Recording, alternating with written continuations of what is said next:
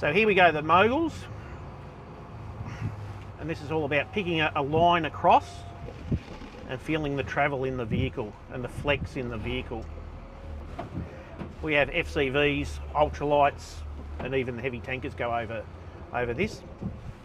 As you can feel, the vehicle's creaking and that sort of stuff. And it's really flexing. So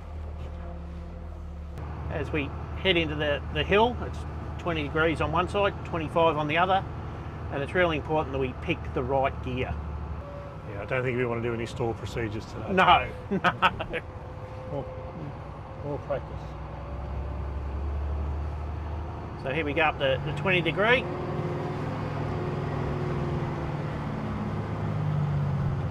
And yes, there is a track over the other side. It's a good look, isn't it? So we're going to go down the 25 degree now.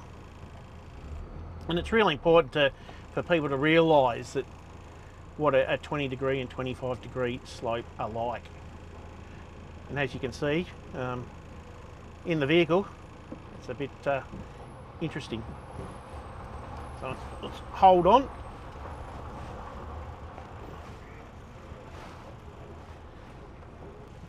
Okay, the sleeper pop's really good for getting a angle of departure. So we'll head up. We have to take the tow bars off the FCVs and ultralights when we do this.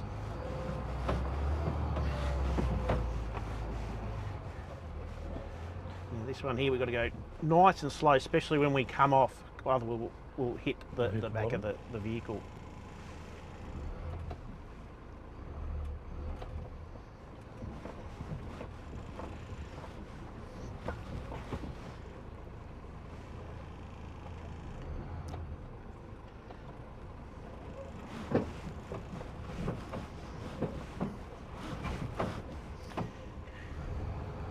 And this course is just designed to get a basic understanding of off-road driver training. This gives you the fundamentals of off-road driver training under a risk assessment and a safe environment to start with, to learn the basic skills.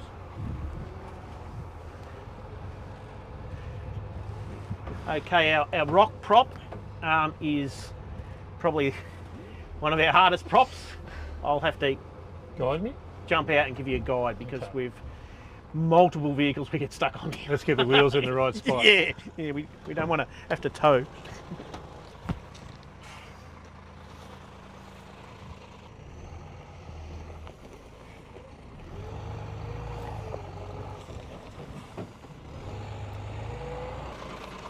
Well, that was a bit precarious.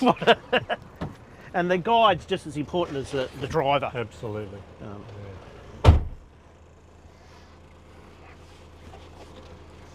Yeah, you can feel like even one rock will just tip that back. Yeah, it's important for the guide to keep the rocks away from the tyres as well, so we don't do some damage to the vehicle. The tyres.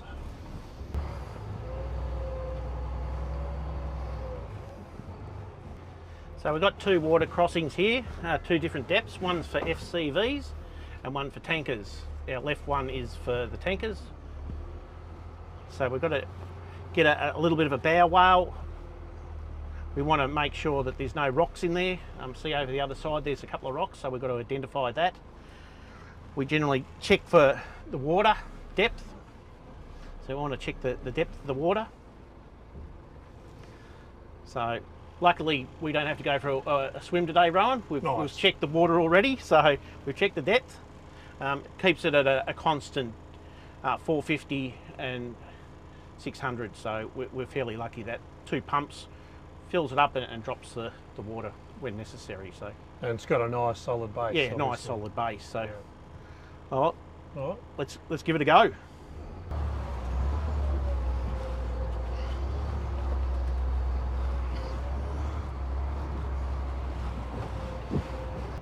And there we go. We've been around the West Sale off-road driver training course.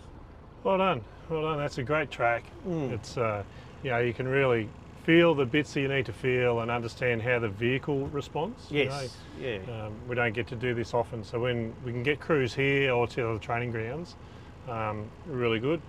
still obviously do this in the bush, but it is nice to have that environment that has been tested and Yep. checked, and comes with a level of confidence while you're training. So Yeah.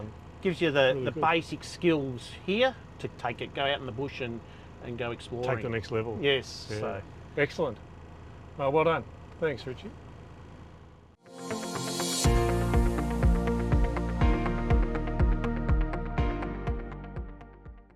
Bushfire firefighting investigations and fire investigation is something that is, for some, might be a little bit of a dark art.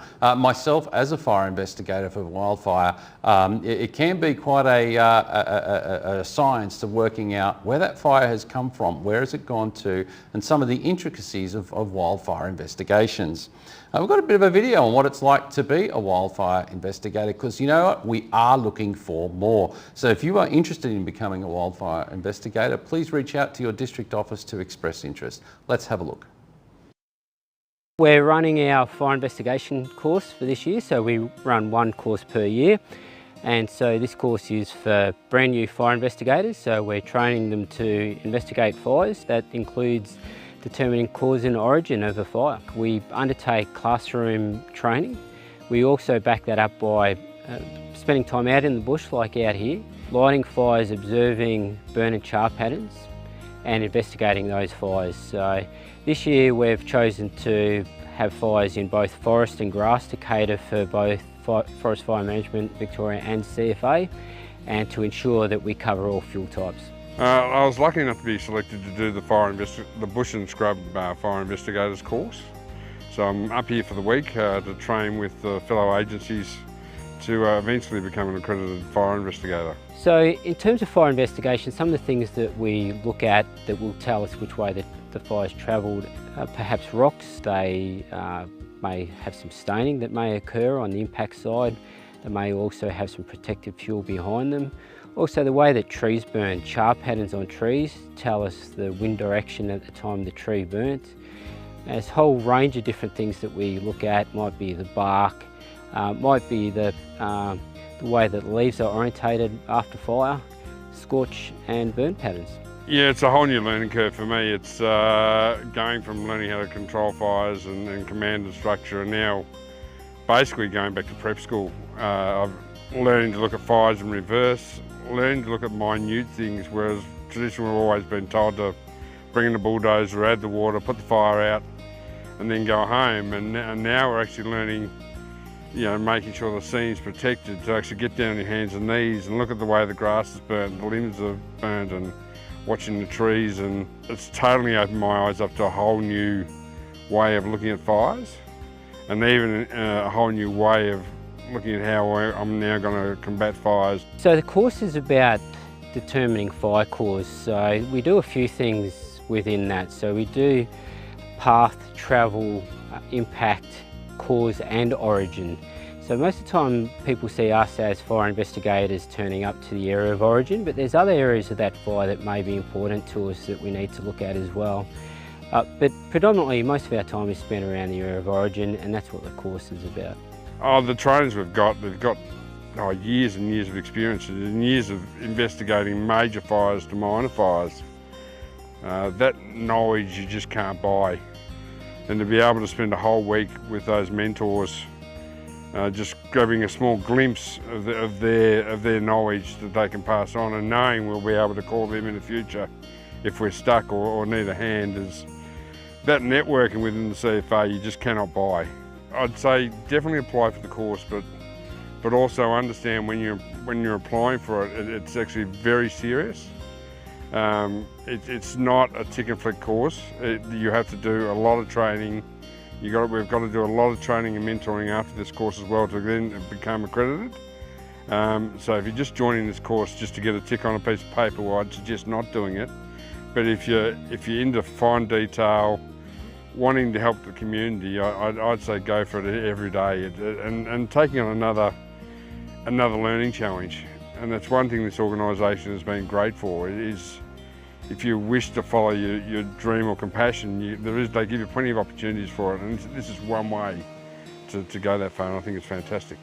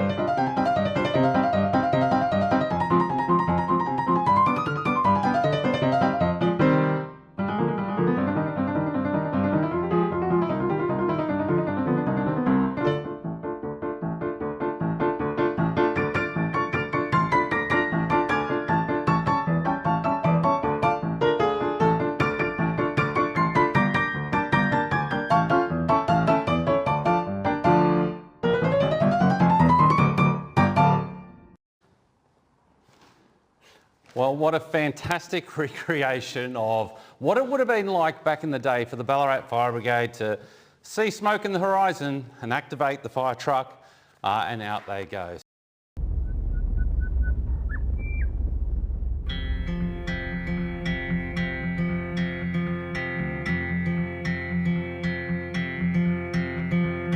I was only walking through your neighborhood, saw you light on honey in the cold. I stood anywhere I go, there you are. Anywhere I go, there you are. I've been getting used to waking up with you. I've been getting used to waking up here. Anywhere I go, there you are. Go, there you are. There you are. There you are. You're the fire and the flood, and I always feel you in my blood. Everything is fine.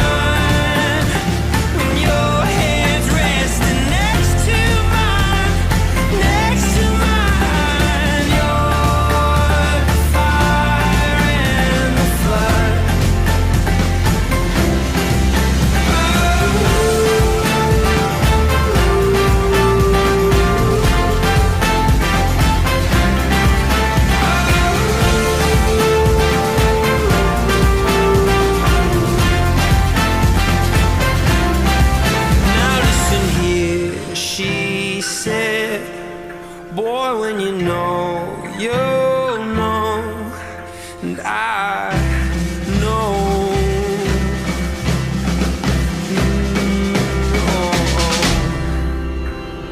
You're the fire and the flood, and I always feel you in my blood. Everything is fine with your hands resting next to mine, next to mine. You're the fire and the flood.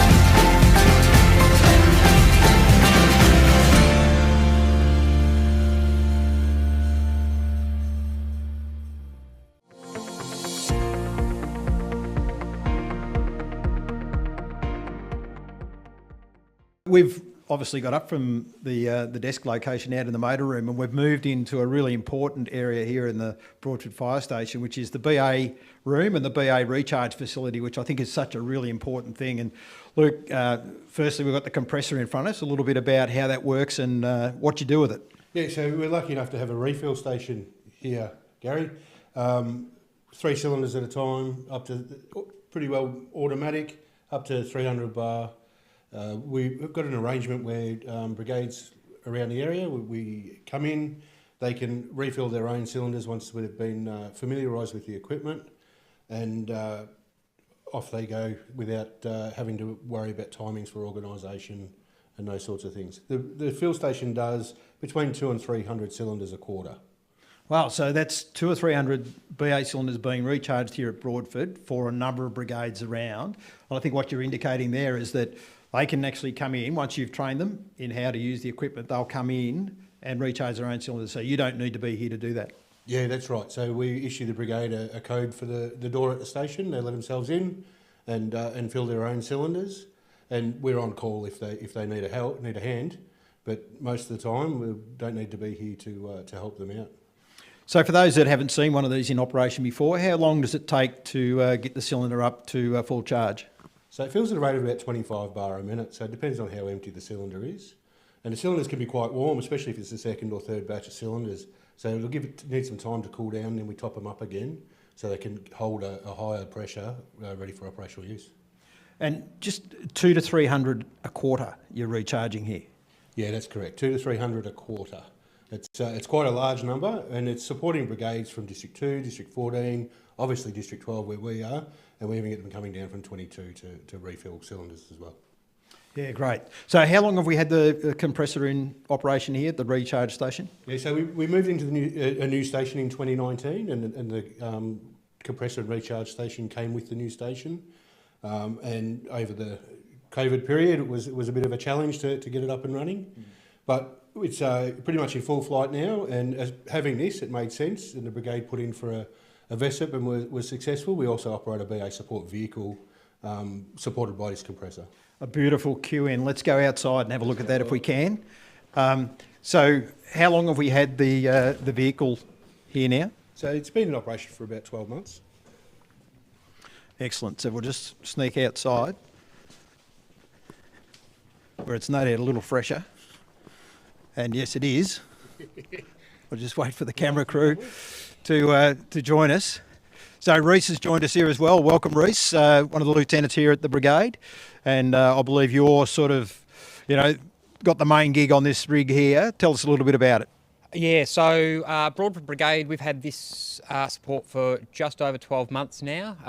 The Brigade's always had a specialist capability. So prior to this, the Brigade's focus was on catering, so supporting other brigades in the district and the greater area in catering. And then not so long ago, the Brigade's focus kind of changed and moved away from that. And then obviously moving into this fire station and having the compressor, it just made sense that we go out and apply for a VESIP for a BA support, which we were obviously successful in gaining. Yeah, we got this in March last year. Since then, we've had about 20 operational responses and we've exchanged just under 200 cylinders, which is fantastic. I'm very fortunate. Both brigades that I've been a part of have had a BA support and a BA compressor, so BA has always been very accessible to myself and the brigades that I've been with. However, this vehicle makes BA a lot more accessible and the hesitation there isn't to use BA at jobs anymore from those smaller brigades that have the hassles of exchanging cylinders back. That's obviously shown in the amount of responses that we've had in such a short time and the cylinders that we've used. But it does a lot more than just the cylinder exchange as well. So we've got the two 70-litre water tanks so that we can do full BA service on site so that we can clean masks and get them back into operational use on site for other members to wear. We have pretty much the full capability to run a BA sector. So whenever we respond the vehicle, we have someone in the vehicle that's available to help facilitate that BA sector and BA control if required by the incident controller. We've also got other items for decontamination of PPC as that's becoming more and more at the forefront of our minds. So we've got provisions for decontamination of 20 firefighters. Excellent. So 24 cylinders 24 on the rear. Yep. Let's have a look at some of the other gear around the side here you were just talking about. So we've got the wash baskets there so that we can do the 3-stage in the face mask cleaning. We've got obviously supplies of the BioGuard and the chucks so that we can clean the masks and all that sort of stuff. We've got lots of basic staging and basic rehab facilities as well. So this vehicle goes hand in hand and often responded alongside the District 12 rehab. But if we're getting there on scene before them, we can offer that interim rehabilitation and basic BA staging. We've also got the capability, so the water tanks with hoses. So if we are unable to find water on site, we can use that, draw that from the onboard tanks as well. So Reece, you mentioned we were into catering. I just noticed up there the ration packs. We've still got 4 ration packs, so we're not completely out of catering, folks, but clearly a change in focus. So just talk us through the water. Water, so very, very simple. So it's just an electric pump, very similar to what's in caravans and RVs and that sort of stuff. Water in, water out, capability potentially for a first attack response if we come across a grass and scrub fire on the side of the road as well, but probably not. So then we've got a full complement of tap adapters and hoses so that we, if we are far away from water mains, we can rely back on that. Yeah, that's fantastic. So looking at that, probably not quite the size of delivery that we want for any sort of first attack beyond stomping out a cigarette butt. But look, a fantastic vehicle, and we're building several of these around the state, obviously, to complement how we're actually setting up to support BA right across the state. So it's a wonderful thing. And as you say, if you put this with the compressor station, the ability to recharge here, it's fantastic. Luke, just back to you in terms of, you know, the end-to-end process here, 20 responses. Has it sort of brought another element to the brigade and the members? Yeah, absolutely. It also creates an opportunity for those that want to step off the fire truck to still be involved in that operational response, providing the support to those that want to be on the fire truck. I will say though, it will be much easier, Gary, when the swap and go is delivered, because at the moment we're resupplying cylinders back to stations, which we could probably do without. Yeah, absolutely. And I can assure you that that process is well and truly underway. And I think we've talked about that at a couple of previous forums. So the swap and go will make a huge benefit to our brigades right around the state, and certainly simplify the process, which is great. Okay, thanks very much, Reece. And thanks also, Luke, for showing us around.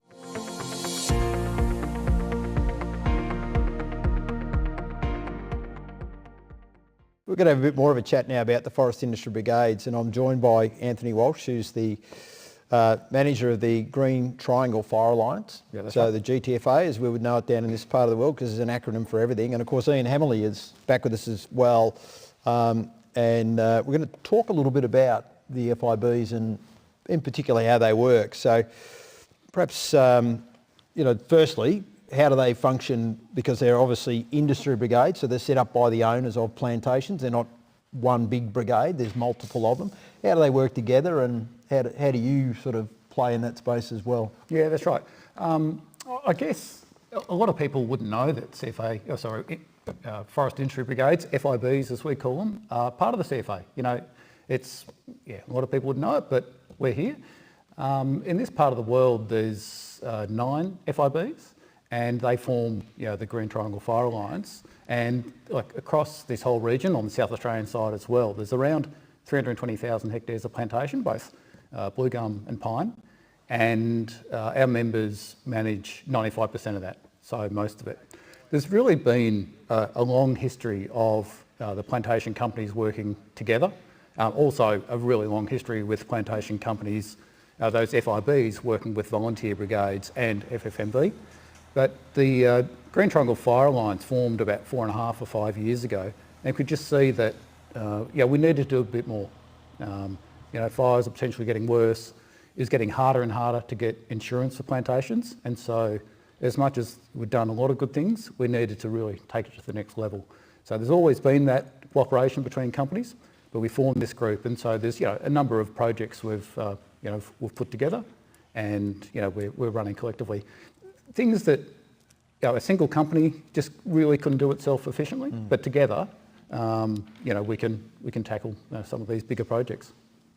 Yeah, so like that's a massive asset. I'm assuming you might know what the value of that is, but you're talking billions. The whole over in South Australia as well. And remember, there's plantations running actually along the border, so fire doesn't respect those borders. Look, I'd say in the order, the assets worth in the order of $5 to $10 billion. Yeah, so economically, it's a huge contributor one way or another.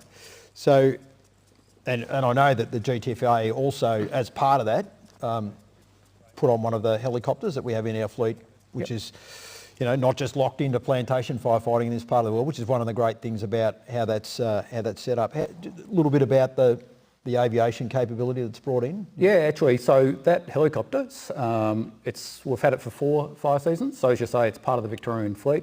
It's actually based here out at Casterton. So it spends the summer out here. It's part of the state fleet. It's managed in a slightly different way. So it doesn't operate on PDD as other aircraft. The GTFA, because we pay for it to be here, we can dispatch it. And so we'll dispatch it at levels, if there's something of concern. But it's certainly not, we will dispatch it to fires of concern to us, which are often fires of concern to everyone. But also, if the CFA or FFMB want it, they request it, and it often happens. So, it's added another aircraft into this region. So there's the 2 fixed-wing bombers that are here, and then we've got, the 5 Helitac 336 as well, and they work really well together. Great. Now, Ian, I'm just watching the footage there. A lot of hose lay work going on, and that'll be familiar to some, but not to everybody. Tell us a little bit about the intricacies of the hose lay, and particularly how some of that was being rolled. It's not your usual roll on the bite.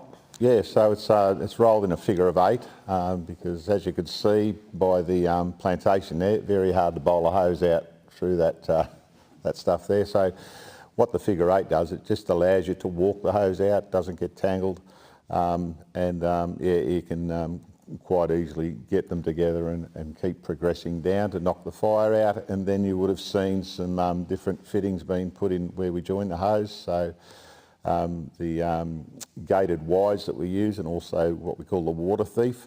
And that just gives us options later on for mopping up if we need to put on a hose to go in a bit further, and probably reduce the hose to a 25mm hose so you're not dragging too much weight around. And also with the water thieves, that reduces the gown to a 19mm hose, so good for mopping up little spots and that, so you can just tap in as you go down the hose later to do that. And then at the end, it doesn't often get used in the plantation setting, but the sprinklers that we have, we can use them as well, so we can just tap into them. And it gives a 15-metre throw, so one at every join gives you the 30-metre coverage that you might need if you're putting in a control line, or if you've got sensitive areas, cultural sensitive areas, can't get machines in, maybe a sprinkler system set up would do the job for you. Yeah, g'day, my name's Tim Baker, I work for Timberlands Pacific. This is a relatively new fire truck to the company. It's just completed its first fire season. Pump setup's a lot different to what we're used to operating with. It's a good pump setup. Don't ask me the capacity of it, no idea. Tank's 3,600 litres. We run 2 live hose reels on the back. We have a lay flat on the side and a lay flat on the top, which is normally our first attack. When we get to a fire, if you come around this side, we carry 16 hoses, all in figure 8s, so 30 metres each, so we can go in a fair way with the fires, all our connections, monitor, hose clamps, hose reels, chainsaws, etc. Foam tank, we have a foam tank up the top. We can fill from the bottom, so we don't actually have to keep changing over foam containers. We can work off the side and the back on both sides. Your fills on the side, fill on the back. The figure 8s are good for just running the hoses straight out. So you can bowl the hose. If you haven't just rolled up, you've got to bowl the hose, which you can just lay straight over. Your figure 8, you just open up, inside goes out, the outside hooks, you can just walk it straight out. Okay, now we're up on the mid deck. The mid deck's mainly if we are attending grass fires, etc. like that. The personnel on the mid deck can operate the pump from here, have intercom to keep in communications with the driver and the people in the cab. We have cameras. We have a crew protection for a burnover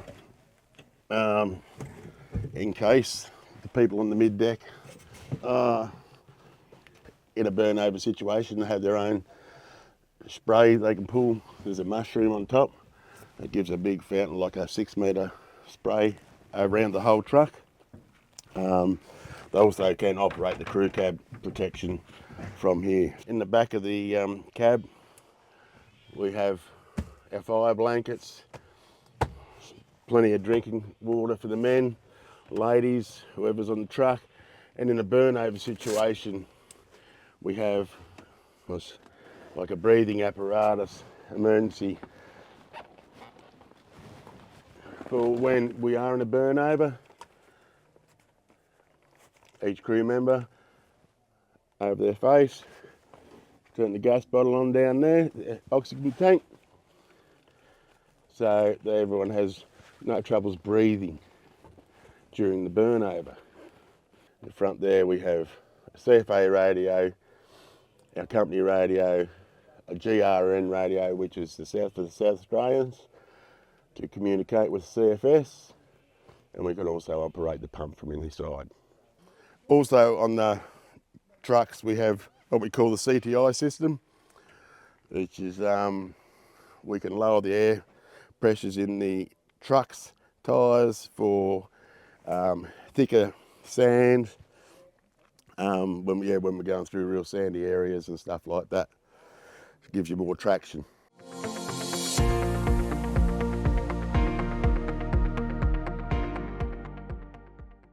We're in a very special room here.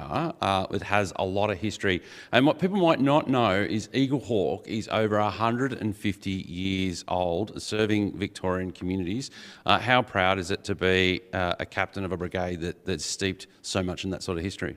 It's extraordinary in itself. To have a brigade that was established before CFA itself was established, to have one of our oldest pumpers in the back shed that we take out to local fairs and fetes and stuff, to get that out for people to see the Dodge. It's pretty amazing to be. And I guess for reference there, she's not talking about the current pumper that they respond in, but it is probably fair to say it's got a bit of length on it too. But we're going to talk about pumpers and all things coming up very, very soon, later on this evening. Let's have a look around the room. Let's talk about what's so special about this room and Eaglehawk. What have we got behind us here? So starting from the top, we've got some trophies from the 1800s or late 1800s. Some unique ones we've got is a decantering set just here, obviously with some nice little liquid in there. Early 1900s we've got a writing set that is quite unique and lovely. And are these running trophies? Yeah, sorry. Just to highlight that yes, these are all from the Eaglehawk Fire Brigade's running teams over the years. Obviously running was a big part of Fire Brigade to train and be ready for fires in the early 1800s and to 1900s, and up to date with the modern events with the pumpers and tankers involved. All right. Well, let's continue on this trip down history lane. So one of the most unique trophies I see here and point out to everyone is the salt and pepper shaker, which is got ram horns on it, which is quite unique.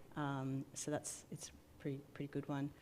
I can imagine what it must have been like for the running team to be successful, taking out the competition on the weekend, and then to be presented, a ram's horns that have been and silver made into salt and pepper shakers. Quite very unique, very Australian. Yeah, very, very, and that's just in the early 1900s there. So we'll keep whizzing around. We've just got a couple urns and stuff up there, and you're moving into more traditional trophies now with platters and so forth as well.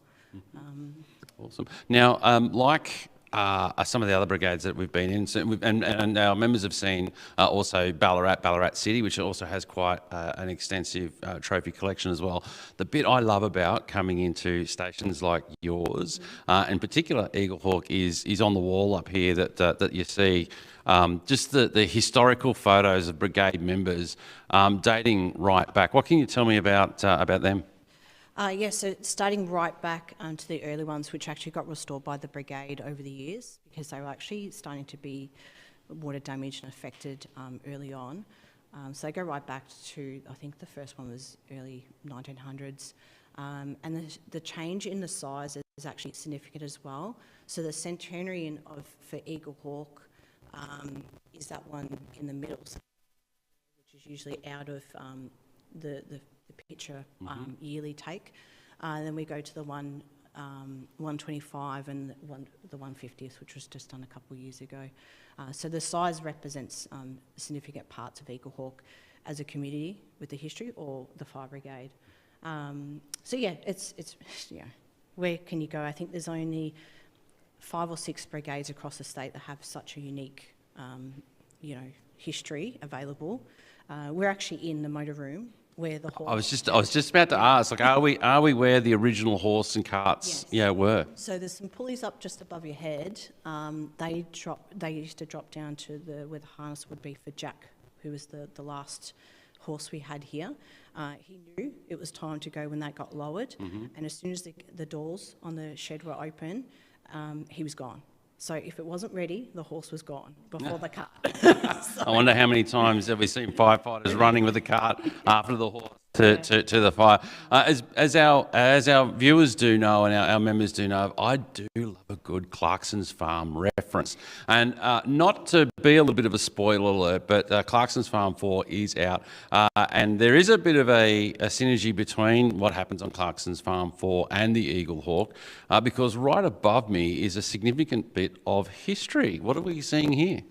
Yeah, so that's one of our reels that the Brigade ran with over the years. It was just recently done up in the last probably 10 years to be placed on the ceiling here from the rafters. It was used for the C-Class to train with. I ran C-Class for a little while. And when it started to get a bit rickety, as we all know with the old timber reels, they start to get a bit wobbly. Eaglehawk would put it into our local lake here, and it would swell back up and then be pulled back out and then put back on the track. So deliberately take it down to the lake, Yep. put the cart in the lake, Yep. to let the wood swell. Yep.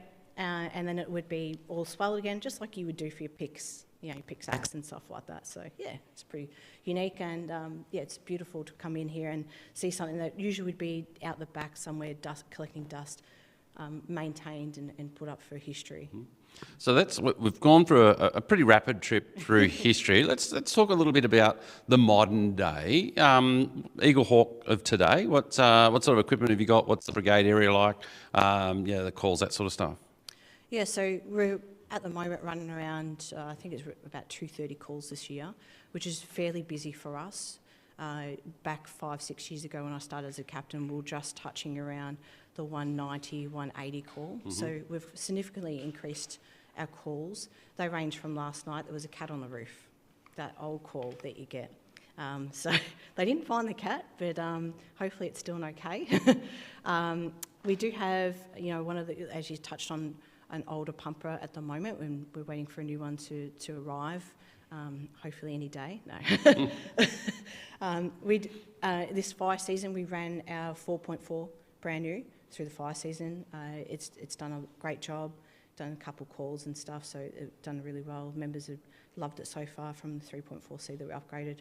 We've got an FCV, and we've recently just got an Eaglehawk car that does a little bit of grunt work as well around the place. So. Oh, it's fantastic. And as I look around the history of this brigade and what we see in the room here, similar to, as some might remember when we did a walk around the Lawn Fire Brigade, who featured their past members who fought in the Great Wars. You've sort of got the same here. Do you want to step me through what we see here? Yeah, so we've got an honour roll for King and Country for the members that passed away in the wars, who were also members of the Fire Brigade. So there's a couple of photos up there of some young men that gave it all. Gave their all. Yeah. And I think it's really touching and befitting that the brigade continues to honour those members that not only serve their community locally, but serve the country abroad as well. And it's again just goes to testament of the proud history that our brigades had, as you say, for generations before the CFA was the organisation that it was today. Well, we'll continue on. So we walk around here. What do we? Let's now. Well, as you can tell, the trophies have changed a little bit in their stature now. They're actually those sort of trophy looking ones, but we do have some interesting ones down the bottom there. They look like tea sets and sort of like that stuff now, so changing with that. We've got a couple more little decanters down the bottom there, a wall clock, or maybe a mantle clock actually. So yeah, they're changing in style, but yeah, yet again, they're 1950s to the 1960s there, so it's pretty unique, that cabinet. So let's continue on down memory lane. What have we got past the foyer and now into the next cabinet here? What are we seeing here? So Eaglehawk has had a junior team over many years, and these are some of the junior trophies that they also had. Obviously, over the years done. There's a couple, yet again, some more like demonstrated tea, like high tea sort of stuff as trophies. Hydrants, when they won those as well, so they've been mounted up as well. So we're pretty lucky, and probably one of the best one is the Citizens of London shields up in the corner there. Okay, and talk us through the significance of the Citizens of London Shield, if you know it. And I don't mean to put you on the spot there, Kylie, because it is a fantastic piece of history there on display. Yeah, look, I do know a little bit of background about it. I won't say too much, but it's here. It'll stay here. And rightfully so, because you look at the colours on it, Eaglehawk did actually win it by a significant margin compared to other people, the other teams that won it. So, but it is something that you can't, replicate, you can't get. So, it's one of our prestige ones to be here. So I'm sensing, a little bit like, competing AFL teams who won the grand final of the last kick back in 1946 or whatever it is. Am I sensing there's a bit of conjecture about who actually won that, or? Yeah, I got told the story just before, actually. I did a bit of quick research like you do. And there was a little bit of tussle as well. Another brigade should get it, and we said, no, we've got more rights to this one. So, yeah, anyway. Well, Kylie, possessions is 9/10 of the law. So, as you say, it's here to stay, and congratulations and well done. And we'll finish off this room with a bit of a look at your honour boards, and obviously a lot of names on the honour boards. Quite befitting when we see, again, really just shows the history of the brigades in this area, doesn't it? Yeah, with Eaglehawk is a community that really is connected and intertwined, and our history, even though we're part of Greater Bendigo now, Eaglehawk is an identity itself, and even the Fire Brigade feel that, when we do our own community engagement stuff with the Eaglehawk community, I feel like our own township still.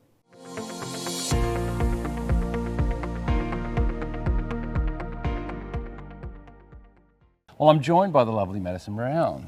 Maddie, welcome. Thank you. Tell us, what's your role here in the SLC? So my role is Manager of Supply and the Structural Ensemble Program, which you can see behind us. We have quite a bit of structural PPC here to talk about. So let's talk about structural PPC. I know a topic that's quite passionate to a lot of our members that are watching this evening. So if we have a look around, like what are we seeing over here, Madison? Well, we've got pallets and pallets and racks and racks. What are we looking at? So take us for a walk through your domain. So starting here, we've got new structural PPC gear. Everything in these brown boxes is brand new structural PPC. And then what you can sort of see towards the back here is our Domino's red pizza bags, all which let's go and have a look. Let's go have a look. So they called them the pizza bags, obviously, yes, for various reasons, because they look like they do look like one. So yeah, talk us through what are we looking at here? So in each one of these pizza bags is a used structural PPC garment. Part of the program is when you're a first initial firefighter, when you get your first set, you get brand new gear. Then if you retire or no longer need it, or you're resized, the gear gets put back into used stock. And then when you're up to getting your additional set, you get used gear. So the myth about when you put it in for cleaning and it shrinks and comes back a little tighter, that's not the case? No, that is definitely not the case, and you don't lose it. It's just going through its laundering process, and it may end up here. So it's me, not the gears? No, it's unfortunately, yes. Right. So they come in, and I guess we've got some here. What are we looking at the bins here? What do we got? So in this part of the process, the team is going through and grading each gear. So we grade it 1 to 4, 1 being brand new, 2 being used, 3 being for training ground quality, and then 4, it needs to be decommissioned. So one that we have here is what's called grade 2 news. It's already been worn, but it's still very much fit for purpose. There are a couple little bit of scratch marks, but otherwise, a really good jacket. So they'll be looking at the condition of the jacket. Correct. Looking at the condition of the moisture barrier, yes, and those sort of things, yep. Yes, indeed. And then in that, as you said, there is the moisture barrier. There's 3 layers in every structural garment, but there's also an RFID tracking chip. So people often say, I've lost my gear. We can actually see where it last was. So in the jacket here, there's this little 10-cent piece looking chip. It's also in the trousers. This is then scanned by RFID scanner, and we can see its last movements.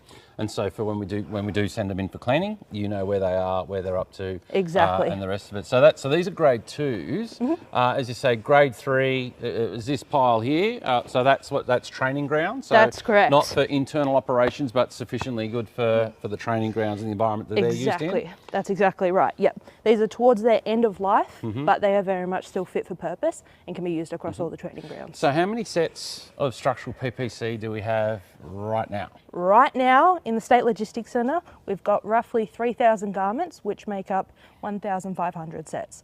So quite a lot, and that's in used gear. In new gear, I'd say we've got about 1,000 garments, which could make up 500 sets. 500 sets, okay. So talk me through, I guess, it's a bit of myth busting, because I know a lot of people are out there probably screaming at the television right now, to be frank, around, where's my gear, Madison? Where's their gear? Where's their gear? Well, at the moment, we're in a process of moving completely to the digital store, which we will talk about shortly. But moving between systems, there have naturally been slight delays, but we're doing everything that we can to make sure that those delays don't impact us operationally. But through the digital store, you'll also be able to see where your order is at in terms of endorsement. And as always, there's a structural PPC mailbox that you can use to check in on the status of your gear. So in the changeover there, we do have a bit of a backlog, as you said. Now I know you're working day and night, literally day and night, putting more people on to do that. When do you anticipate that backlog will be cleared? Yeah, hopefully, absolutely fingers crossed that we'll all be backlog be cleared by Friday 15th of August. So rest assured, the team are working very hard to make sure you get what you need. I know Madison and the team are right over it, and as I said, they're putting on more resources and they're working every day to make sure that we're getting those orders out the door to you. So let's talk a bit about digital stores. Digital store, What's it all about? So digital store is our brand new baby. It's our new toy. So it is an online ordering platform where, one, you can personally purchase a wide range of things, and two, you can order your structural ensemble. Later in the year, we're going to be releasing a new edition of the digital store, which will include digitalising the Brigade purchase order process. So I can still do my Brigade purchase orders as normal? Nothing changes. I can still order through my district as normal? Yep, as normal. But now I've got the ability, if I want something personally, to go on and do that. If you want to buy a new jacket, Chief, you can go straight to digital store. Nothing else changes in any of the processes. And available on your phone? On the mobile phone, on the thing? Yep. And so the SAP Work Zone application, I've got my application right here. As Madison broke my heart earlier today because I'm not affiliated with the Brigade as Chief. Unfortunately, the digital stores doesn't load on my device, but I know it loads on yours. But again, really simple to use. Really sort of user friendly. Log in, affiliate as you would normally do for members online. You can do everything again through the tablet. So what sort of things can we order through digital stores? What you're wearing now, Chief, we can order workwear on the digital store. You can also order dress blues as well, other merchandise and certain operational items. Captain Koalas? Captain Koala is everyone's favourite at the moment. We have quite a few orders for them, as well as the workwear baseball cap. I was going to say, what's the most popular item so the far in digital stores? The baseball cap, yes. Yeah, so it's only really been going for 2 weeks so far. How many orders have you received We've already? received 250 orders already, and yet we have another in the endorsement process for structural ensemble, so another 100 in the pipeline. Lots going on. Lots going on, and I guess just goes to show the want and the need by our people to be able to order stuff direct from SLC and get it to you. I know at the moment I think the SLC delivers to district. Yes, that's correct. And then talk us through about what the next version looks like. Yeah, so as I said, in the next version later in this year, we're wanting to do the Brigade purchase order process as part of the release. Yep. But in future, we want to increase our capability with the deliveries. So whether that be straight to the Brigade or even to your front door, that would be, the all-round excellent experience. And I'm sure music to many people's ears that we're talking to. And we're just going to take a bit of a walk down to our next area there to have a chat to Shane about radios and mobile tablets and the like. Madison, I know there's a little side hustle that you do for us in CFA, and that's in respect to our gender appropriate PPC. Here's your time for the plug. Here's my time. Yeah, so everything that we do in CFA, obviously we want to get adaptable to all gender types and all body shapes and sizes, whether you're a male or a female. Some males wear female gear, some females wear male gear. In Wildfire, we've got male and female sizing.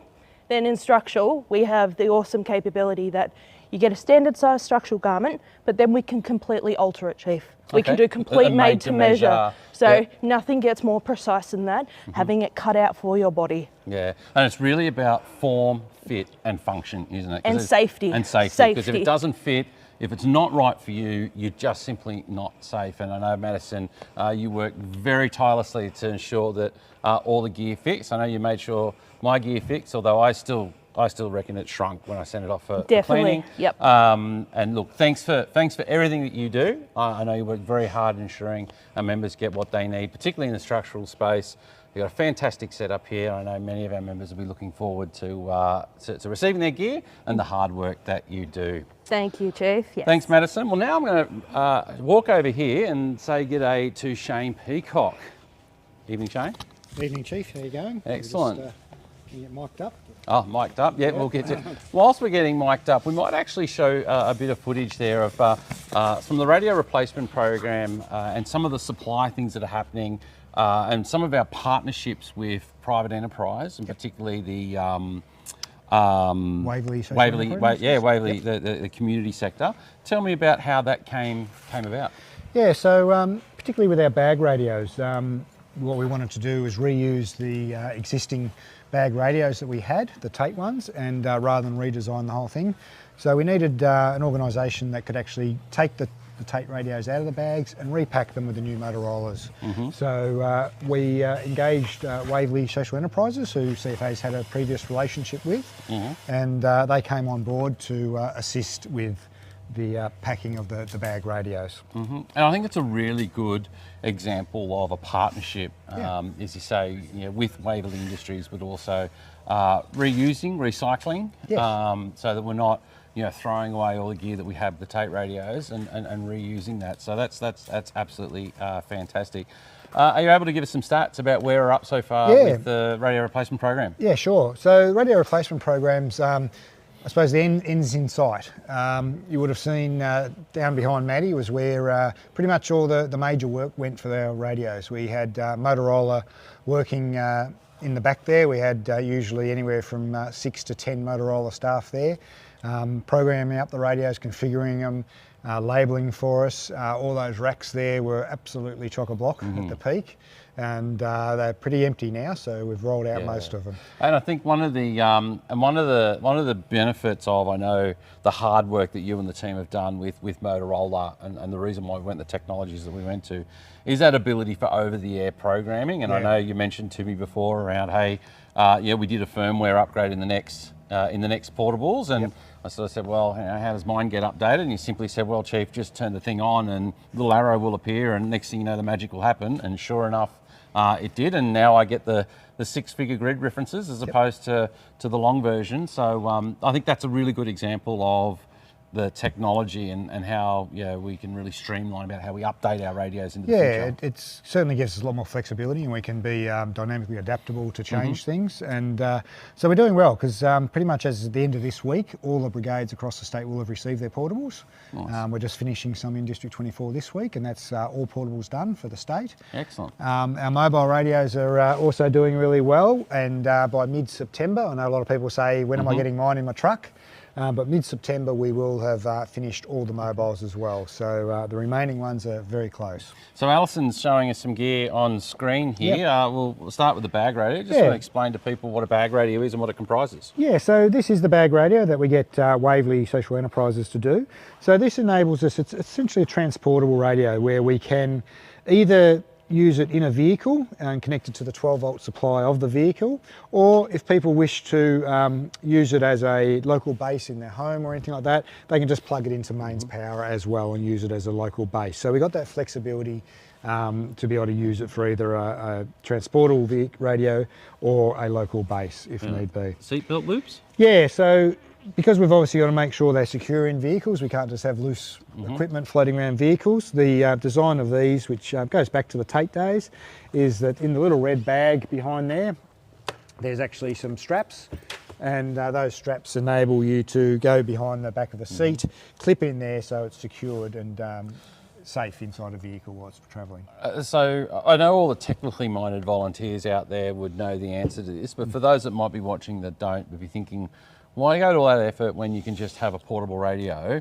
I guess the difference there is, you know, with a bag radio in a car, 25 watts. Correct. Yeah. And with a portable, we're only at 5 watts, 5 watts. Yeah, that's a big difference really. It gives you the full capability and coverage compared to a portable. So moving along, what do we have here in the centre? So this is what we call a local base, or FST, fixed station terminal. So for pretty much a lot of stations that have got a local base radio, some will be in a comms rack in a room, but if you have got one sitting on your bench or something like that, this is what we call the fixed station terminal, or the local base. So it's exactly the same type of radio that you'd see in all of our heavy vehicles, what we call the E5, and that's an example of what you'll get there. It has a backup battery as well, so that it can also operate in the case of power failures as well.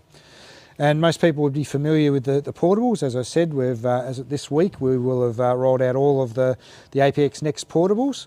So we've talked about those before. We get a lot of really positive feedback on those, particularly with the Smart Mapping and Smart Connect has given us additional coverage as well.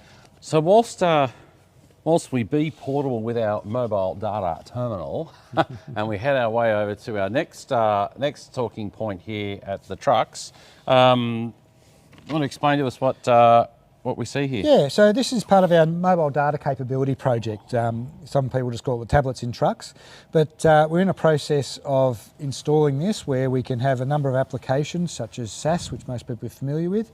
The situation app, that is where we will be able to see a map where your current location is, where the incident is that you're responding, and also the resource tracking and water points. So you'll be able to see pretty much the vehicles responding, where they are, where your water points are, and things like that. We have quite a few other useful apps such as ANCAP, Hazmat, notepads, etc. Camera, I'll flick across as well. We can do things like email and then do your normal SAP work zone, which was mentioned before. So we're currently in the process of programming these up and putting brackets in trucks. We've got about 400 odd of the brackets have now been installed in vehicles. Yep. So we're moving through that, and the tablets are in the place of just being programmed up as well.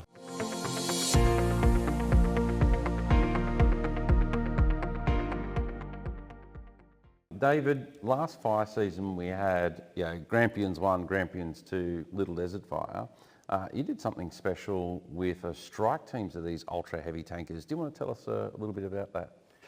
Yeah, so we were, I suppose, we're given 4 days, I suppose, notice that we were going into the Grampians on Boxing Day, which sort of worked really well for us. Everything sort of slotted in perfectly, all the planning, everything else went well. Wandered down into Moyston and had a quick introduction, met a few others locally, given some sort of rough orders of where we were heading to. Got ourselves onto the fire ground. We're there for sort of roughly half an hour or so. And with that, out came the fire. And we ended up with 2 fronts that essentially we fought our first one, which sort of essentially contained it into the trees. And then sat back and waited for our second one, which essentially jumped over us. And this is the footage you can see now that as we're running it down, putting it out. So, yeah. So was this Boxing Day? Yes. As we know, it was to be frank, a very horrendous fire day across Victoria and that part of the state. So it came out of the Grampians there into the open grassland. Into the grassland there, just off the Moyston Dunkeld Road, yeah. Yep. So talk me about, I guess, some of the strategies that you put into play with a strike team of these ultra heavies. So essentially it was just each truck was sort of running down. We had multiple spot fires that came through. So we were lucky enough that each truck essentially had their own finger of flame they were working on, which, you know, essentially just seemed like an absolute rain of fire. But the way the boys sort of all got on and took over, and whenever one truck sort of obviously ran out of water, there was another one essentially coming behind it. And it was very rare to have any more than one truck that was going for water at any one stage, sort of thing. So it was just, I've said it in other things, that it was like the perfect storm, like just everything fell our way and just worked how we needed to. So yeah. And so talk me through, Gavin touched on before around some of the benefits of the ultra heavy, particularly around the number of crew on the appliance. So how many crew were operating as part of the strike team? So when we had these ones going, we did put 3 people per crew because it was the unknown, we didn't know. And soon learnt fairly quickly that 2 was all you needed. We did have a situation there at one stage where we did put 1 crew member on the back, but that was more sort of just to see whether that made any difference. But realistically, a second appliance following along behind was far better strategy than having someone on the back. So yeah. And from your perspective, and at this point I want to shout out to the crew in District 16, particularly the Westmere group, where this was all rolling out. Fantastic effort by the Westmere group brigades and the farmers and the private units there. So Gavin, from your perspective, supplying the strike team down into District 16 there, what was some of your thoughts and considerations with pulling this strike team together? I think we were fortunate because it's not always difficult, and a lot of our volunteers are very much tied to their farm, so it's not always easy to get them to go away on strike teams. But in this event here, there was a clear community connection between our volunteers in District 18 and those in District 16 and 17 that were being affected by this fire. So there was a want and a drive that came out of our own volunteers to say, Gav, if you need us to go down to the Grampians, we'll do it, because we know the people down there, we'd like to help them. And that is, they're connected to them through either sport or being part of the broader farming community and things like that. So there's a real desire to go down there and help them out. And then it became very simple. We thought, well, we think we've got these new trucks, and we knew they'd be no good in the Grampians themselves, but as the fire breaks into that private country, our volunteers, who are predominantly farmers, are very keen to help out a fellow farmer from being burnt out. So there was an opportunity for them to do that. And you're right, the Westmere group and the Ararat group as well were very much affected as this fire ran out. And those two groups have got a whole lot of experience in fires running through their country that are coming out of the Grampians. So we brought these ultra heavies down thinking it might help. At the end of the day, we realised, and I think certainly the Ararat group realised, these trucks can help a whole lot. And we were lucky enough and good enough, the Ararat group wrote us a letter of thanks, which was terrific, which I shared with all the group officers and Dave and his crew especially. And both Ararat group and the property owner, most of that footage that we saw was from quite a large property down there called Barton Station. And I think, probably the workers and the manager of Barton Station at the start of the day would have thought they were probably going to lose a fair bit of their property that day and quite a number of sheep. And by the end of the day, Dave, I think their losses were not, were relatively minimal compared to what it could have been. I think the ultra heavies played a big part in that, so that's a great win.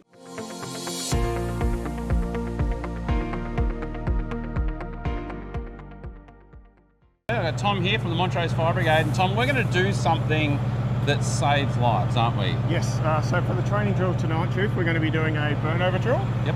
For the scenario, we've got one line of 38mm out, one line, one length. We have a firefighter going to do spraying water as your typical incident, and there'll be an enactment for a burnover drill, and then we'll, unfortunately this drill, you're in the back seat, but we've got a crew ready to go, so whenever you're ready, we'll go for it. I guess firstly talk, because there'll be a lot of people watching tonight that don't know what a burnover drill is or why we do it. And in fact, for anyone that is on the fire ground, it is a requirement to be current in the entrapment drill, to be on a truck on a fire ground during the summer season. tell us why we do this activity. Okay, unfortunately, because of the nature that we're in, we get ourselves into some interesting situations. So, and the nature of the fire, we don't know the controllability of it. So sometimes we need to utilise our vehicles and our equipment that we have to protect ourselves and our crew. And that could be crews from other vehicles as well that we might come across. So the practice is for all members operational to be doing the burnover drill as part of the chief expectations. Also the has trees and the minimum skills. So for this here, we're going to be deploying into the cab when the buzzers or siren or horn activates. And then we're using our crew protection to protect ourselves in the event we get a burnover drill or the truck become immobilised for whatever particular reason. So this drill is designed to save firefighters' lives when they find themselves in the unfortunate situation. Now, preferably as chief, I prefer people not to be in this situation, but if they do find themselves in a situation when they're about to be entrapped and encroached by a fire, this drill is designed to give them the best chance of survival. And it is at this point I'd like to acknowledge the lessons learned and pay my respect and condolence to the families of the 6 Geelong West firefighters that died because of entrapment during the Linton fires. And it is the reason why, and in their ultimate sacrifice is honoured by all firefighters doing this to ensure that no future chief ever has to make the call or visit the families as a result of fatalities due to entrapment. So, all right, Rob. So let's step through the drill. Yep. So what we currently have is we've got a firefighter spraying water around So they're spraying water as we simulate, and then we're going to have a scenario base where we'll have 3 blasts of the horn, and that simulates that we need to get back to our truck because for whatever reason the crew leader or one of the crew, it's all responsibility, have identified there's a risk or a hazard to us as a firefighter, and we want to get back to the truck as quickly and safely as possible. So what people might not know is in CFA, that is the emergency signal, whether it be in a bushfire or in an urban environment, you are in immediate danger, you must retreat and get out. 3 points of contact.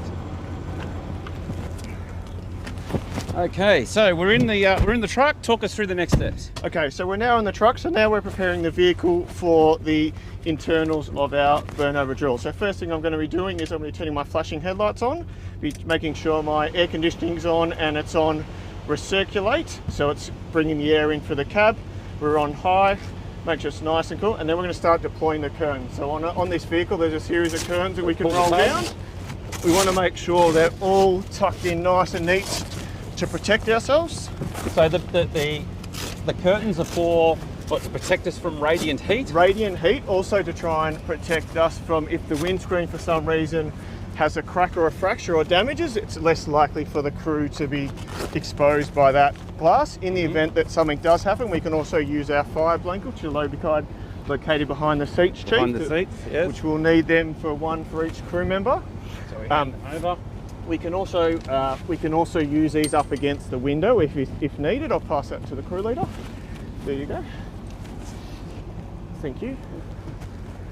So what we want to do is actually get down nice and low underneath our blankets. Now, if this was real, we'd be constantly communicating with ourselves Correct. around, what are we doing, how are we doing it, checking in on everyone.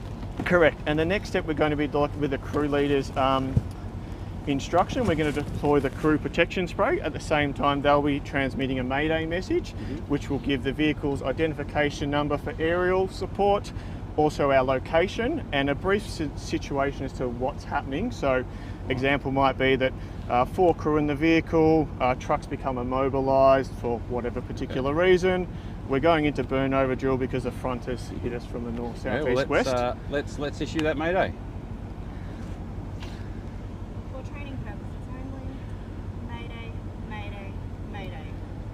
Montrose Tanker 1, aerial ID 81 Alpha Golf. GPS location 538139. Montrose Tanker 1 has been immobilised and the fire front is upon us, requesting aerial support. So then with our crew leader's instructions, we'll then turn the crew protection spray on. That could be done by any member, but the crew leader can do that one. And then we'll see the spray start deploying over the vehicle. And we'll note a green light has now been activated. Correct. What does that tell us? So that lets us know that the system is activated. This light is also in the back of the truck as well. On this truck it's fitted with a shield that comes over, so for the event that you're in the back of the truck, you'll have the same thing, and you can also turn the crew protection spray on from the back as well. So there's a few different points. Yep. All right, so we would now cover ourselves? Correct, we'll get down low. We're going to make sure that all our crew are okay. We also have some bottles of water in the truck as well to make sure in case we need to hydrate. And then we will wait for, at some point, we'll acknowledge that the fire front has passed, and then we will check our windows, and we would then turn off our crew protection spray when we're ready to go.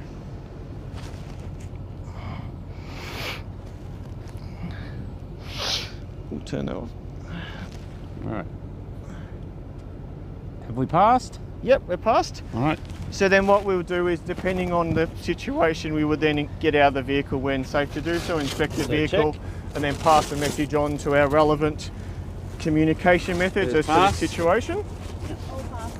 All passed.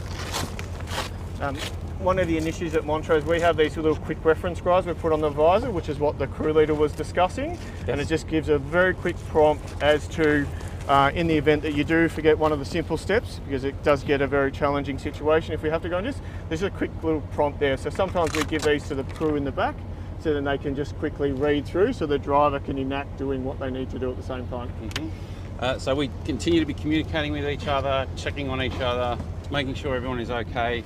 Look, it is likely that perhaps parts of the truck are on fire by this stage. So once the fire front has passed, we've looked, we've seen it's clear or clear enough, safe for us to exit the vehicle. So exit the vehicle, and then what? So exit the vehicle, so 3 points of contact. We want to make sure we're back in our full PPE, which are helmets, gloves, P2 masks. From there, then we'll be identifying if we can safely stay with the vehicle, or hopefully at that stage we have some support come through on the radio, maybe another tank, another vehicle that can come meet us. Also, if we do want to leave the vehicle, we want to make sure we take the first aid kit, just in the event anything happens. At some point in the event, vehicle may become inoperable or we'll not be able to do it. We might need to find another spot to shelter. We'll take our dry blankets, some water, first aid kit.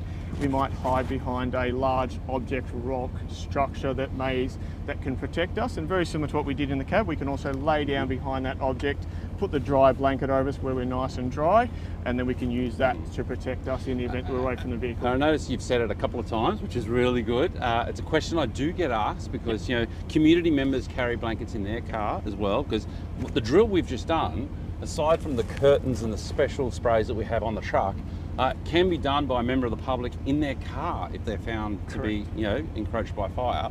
Now it's dry. Why we want to make sure it stays dry? If it's dry, you'll eliminate the chance of steam burn. So obviously if the blanket's wet and the heat, it'll start getting steam, and that will obviously affect your body temperature and obviously run the risk of some form of burns. So best if we all can stay dry with your clothing and making sure the clothing is suitable underneath your garment as well. So nice woolen clothing. It will get a bit warm, but obviously it's the best protection method for you. Now, we've done it in a training simulated environment here tonight, but when it really does happen, firefighters that I've spoken to that have experienced and gone through this drill in real life, it is pitch black, it is noisy, embers are hitting the truck. It is really quite scary, isn't it? Which is why we do this annually, because it's about getting that muscle memory, isn't it? That when it happens, it's just second nature. Yeah, 100% correct. Our crew leader gave the Mayday call. So talk us through why. Obviously, we want to let people know we're in trouble, but why else would we be doing that Mayday call?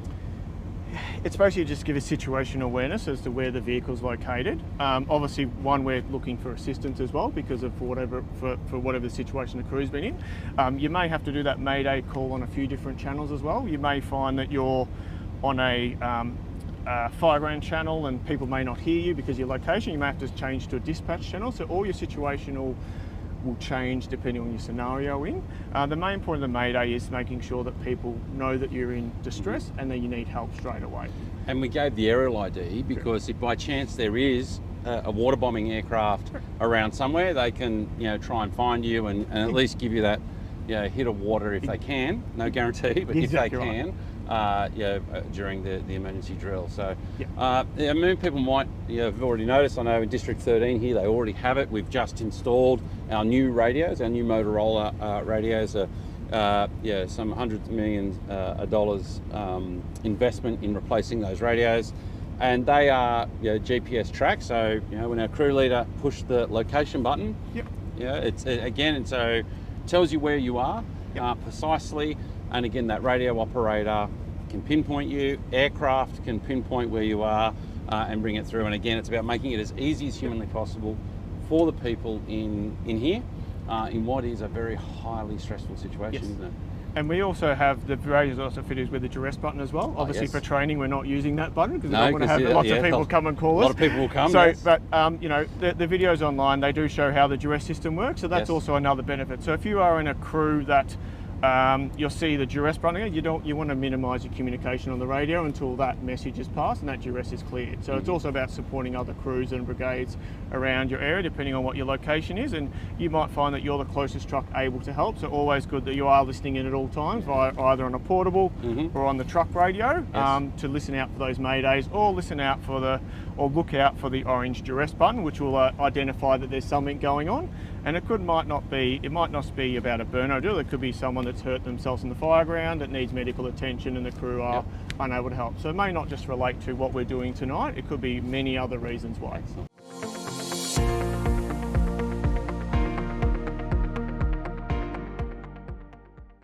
Dave, welcome to the panel. Thank you. And you're going to talk to us about location of water resources and something that the Wye River Brigade do here locally. This has been a little project that Wye River has been evolving for some time now. It started well before the Christmas Day fires 10 years ago, and it's come from a frustration of being able to find water in the town with no reticulated water. And a lot of houses have got CFA dedicated tanks that we were unable to access for numerous different reasons. And then over time, a lot of members have put a lot of time into coming up with some solutions or to try and make things a bit easier. And then one of our valued members now, Annie's managed to put something together and provide a really useful tool that gives us a map where we can see here's the map here where we can see. It's one we prepared earlier. Yeah. So talk us through. This works on Google Maps. So it'll work on your phones. We can send a link for these maps to be added to your Google Maps. So we could send a link to an incoming strike team or an appliance and they'll be able to access this from their phone. And on this map we can get, there's a fair bit of information we've ended up adding onto it now, but the main information we can get is where we can get water. So you can see on here we've got the red signals, which is telling us that there's no water there. So we may go to a property and see a CFA connection. So let's go for a random little drive around the busy metropolis of Wye River. And if the desk can pick a location, where would you like to go to? So if we go to that, Morley's at 44A, that one there. So if we get paged to a structure fire at that address, we can see that the water on that property is inaccessible for us. But we can see that close by that blue icon, there's a CFA dedicated water tank that we can rely on and have 10,000 litres of water there, which is nice and close. And then we can also, during the event, we might be getting, it generally takes us 25, 30 minutes to get the next appliance in town from Lorna or Apollo Bay. And we might send them to that yellow icon, which when it's yellow it means there's water there, but it's a bit difficult for whatever reason to access. So that one's difficult because it's a steep driveway. We recommend that they back up so they can get out quickly, but we still can get water there. So we can give that information to an incoming appliance and they can hook up to water there. And then as you saw there, if you click on that icon, we've got photos and other information on there that can help brigades or appliances. So you can see there's a photo of the tank. So in that photo you can't see the connection, but it shows you which tank will have the connection on it, and you'll be able to find it. What a fantastic idea. And what sort of checks and balances does the brigade do to sort of make sure that the data's kept up to date? Yeah, there's quite a lot of time that goes into it. Basically, every property has been visited, mostly by Annie, that others have helped. And there's a checklist that Annie's put together that we go through, and then she turns it into and puts that information onto the map. And yeah, we try and, so if there's a new house built in town, we'll try and on training night go and test that point. And if there's an issue with it, we try and talk to the owners. So I can very much attest to that. So Natalie kept me well informed of her progress of building a home here in Wye River, and if I didn't hear it once, I heard it twice, I heard it a million times about the water tank requirements and what needed to be done here for the fire brigade in Wye River. And I think she was pretty scared of you, Hacky, to make sure that the CEO's place at the time passed muster of the Wye River Fire Brigade. And I can see why, with the information that you're collecting and how valuable that is for locals and incoming fire crews as well. A lot of symbology on the maps. I think you touched on a few of those. The green tanks? So the green tanks are a CFA dedicated water tank on public ground usually. So they're not, those other tanks are on private, they're private tanks. They're our tanks, but they're on private land. The green ones are generally around 40,000 litres on public land. So they're more water and generally the access is always good on those tanks. Oh, fantastic. So that's what they are. We've also got on that map, there's some other information like if there's bunkers on a property. So if we do have another fire come through town, one of our priorities is going to be to check that people are okay and that they are in the bunkers, and we can send an appliance or a strike team this link and they can go around and check those bunkers. Yeah, nice. So you've got a brochure there, is that, you give that to locals? Yeah, we try and hand this out because we've found that there's been a lot of misinformation over the years, and a lot of residents just don't understand what we need as CFA to be able to access that water. So we were finding that there's a lot of water tanks around that we were just unable to use. So some of our members spent a lot of time putting this together. It's just an information booklet which gives you some information so that hopefully you can set up your water source or your water point for us that we can actually use. Oh, well done, well done.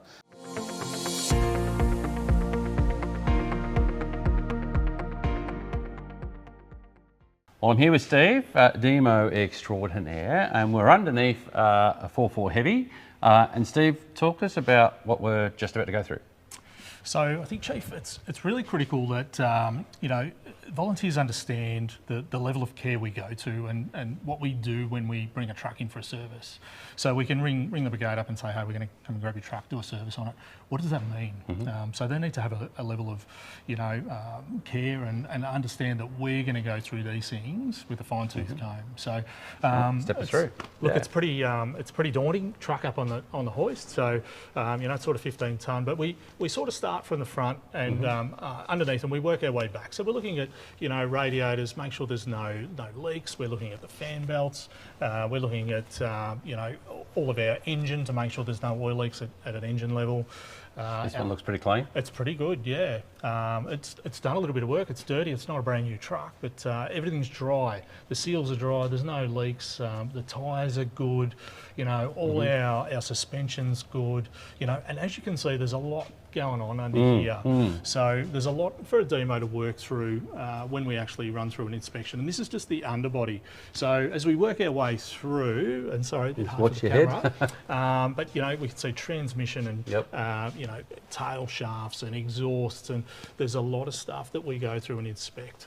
You know, the bushes in the suspension. We grease up a tail shaft. This one's sealed, but that's okay. We do the levels in all of our transmissions, cases, and just to make sure that they're not low in oil or they haven't sucked in some water, you know, with a training course or some water that the truck's been through. We look for any damage on the chassis. We look for leaks on fuel filters, you know, steps. There's a lot more to a truck, to a fire truck than just the truck. So you can see all the stuff that we add on to this, the lagging around our airlines to make sure that, you know, they can cope with the heat of a fire. So most people may not have been able to see that, so I might just get you to point that out so we can actually see. So you can see the silver lagging over the airlines, and that just protects the airlines. They're made of rubber, which is how the truck would normally operate on a road. But obviously, with what we do with it in a paddock environment in the bush where there's heat and there's fire, we need to protect that more than your average truck doing a delivery up and down the road. So you can just see you know, the extent of the stuff that we look at when we do this. You know, everything's lagged. We make sure things are not rubbing. This thing has got to go to battle with our people on it. So, you know, we take a lot of care and a lot of pride into make sure that this thing's the very best thing that it can be. And, you know, we want to make sure that it's safe and provide that tool for our people to use. So if this was a bit of an older truck, yeah, maybe a 3.2. Yep. What would you expect to see, and what are some of the things that you really want to hone in and focus in on when you get it up on the hoist? They're all the same. So, you know, different models have different things that are common, a bit like a car, door handle that might come loose. So, you know, Hynos might do one thing, whereas an Isuzu you might say, hey, we need to really look at that on this model. But, yeah, look, they all get the same care, whether they're, you know, brand new or they're 30 years old. They still, you know, they've got to provide the same service to our people and our community. So, yeah, we just make sure that they're fit for duty, and yeah. And you must love working with the hoist. It wasn't that long ago where we would have been standing in a pit, probably, you know, with a bit of oil up on our feet and that sort of stuff. It's keeping a workshop nice and clean and and things very orderly, which I'm going to assure you this workshop is. It really does go to improving that health and safety for our DMOs as well, doesn't it? Yeah. And you can imagine, you know, doing a clutch and taking a transmission out, how much easier and safer it is for our people to do that on a hoist as opposed to trying to do that rolling around on the ground, you know. So, yeah, it provides us with an extra level of our OH&S as well. So some might be asking out there, what's the most common thing that the trucks come in with, aside from, I guess, their annual service? Or what do you commonly find when you're doing the annual checks and services? That's a tough question. Look, different areas of the state probably suffer different things. So, you know, up in the Mallee area, when they're driving through crop, really, you know, creates an issue with our radiators getting clogged up. So, but you know, we can suffer from different things in different areas. So, I've got some areas that are fairly remote in eastern Victoria, and rats are a thing that you know, we suffer from because truck's nice and warm. Ration packs, rats like ration packs. So when you run out of the ration pack, you look for the wiring there. Absolutely, yeah. Gear knobs, they like gear knobs, and radiator hoses for some reason. So, you know, we especially look for that type of thing and take extra care under the dashboard and that sort of stuff, looking for rat damage. So, yeah. A belly full of glycol, I couldn't think of anything worse. All right. So this is under the truck. So thanks for showing us through what you do under. We'll now make our way over to Chris, who's going to walk us around a medium appliance and talk us through what they do there. So we'll just do a quick hot mic swap as we do that. Welcome, Chris. Thank you. Thank you. Well, over to you. What have you got there? And this is about weekly checks, yeah? Yes, that's right. So I'm just going to give you a bit of a rundown of the weekly checks for that the brigades can do. Which is all in relation to the second page of the logbook, which are the logbooks that issued to each appliance. So why would we do a weekly check, I guess, is to make sure there's no issues with the truck, make sure it's in good condition, make sure there's no leaks, make sure And if there is any issues, or if you're unsure about something, report I guess it to the DMOs. because ordinarily, if you're in a normal situation, you check around the vehicle, make sure it was roadworthy before getting in the vehicle and driving. But as we know, our people are called to fire and emergencies. You've got to get there quick. So we need to make sure that the vehicle is regularly checked and ready to respond. So, all right, Chris, take us through a weekly check and what it looks like. So one of the first things that the checks are is just check underneath the vehicle, make sure there's no fluid leaks, oil leaks, water leaks, and that goes right from the front of the truck down to the rear of the truck, where you've got your engine, got your water tank, got your 2 diffs, and you've got your transmission as well. And then you move up, check the windscreen, make sure there's no damage to the windscreen, make sure there's no wiper blades falling off or anything like that. Across to mirrors, make sure there's no damage to mirrors or anything like that.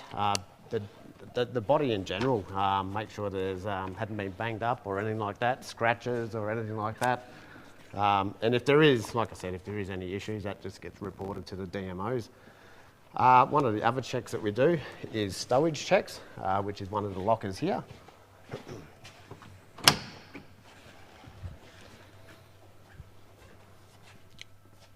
And that's just stowage and inventory and any other equipment that's relevant to the vehicle. And then we move down to the rear of the truck. It's the same for the pumps. So we want to make sure all the pumps are in working order, make sure there's no fluid leaks or anything like that, make sure the hoses are in good condition. Lights and sirens, make sure all the warning devices work, everything like that. And most importantly, go for a drive in it, make sure it's got fuel in it, and go for a drive. So what's the minimum distance that Brigade should be taking the truck on a run if they're going to do a maintenance run? 30 kilometres, we'd call it. Mm-hmm. Yep. All right. Excellent. So anything else that you would recommend? Yep. So if we go back to the crew area, that's just to make sure up here, make sure the crew area is all clean, not going to trip over anything like that.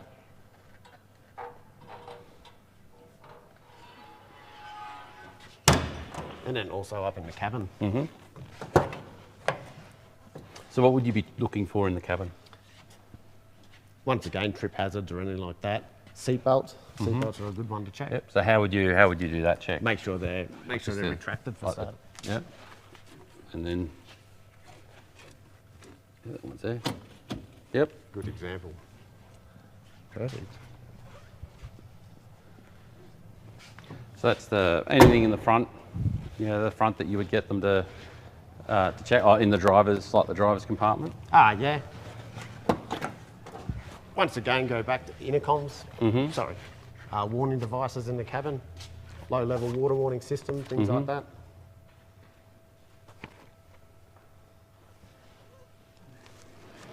So if you had one bit of advice for brigades around doing their weekly check, like the absolutely do not forget, must do, what would it be?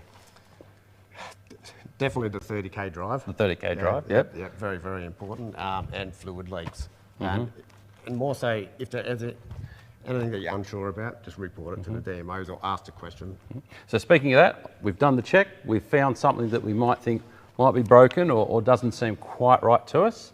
What do we do then? What's the next steps? Either call the DMOs or the Work Zone, the new app that they're using at the moment to fault reporting. Excellent. All right, well, thanks, Chris, for taking us around the vehicle and showing us how to do a quick and simple, easily weekly check. And as you said, if you do find something that you are not quite sure about, always our friendly DMOs are available on the end of the phone, or you can lodge a maintenance request through the Work Zone app. And the details available on how to do that is freely available through members online.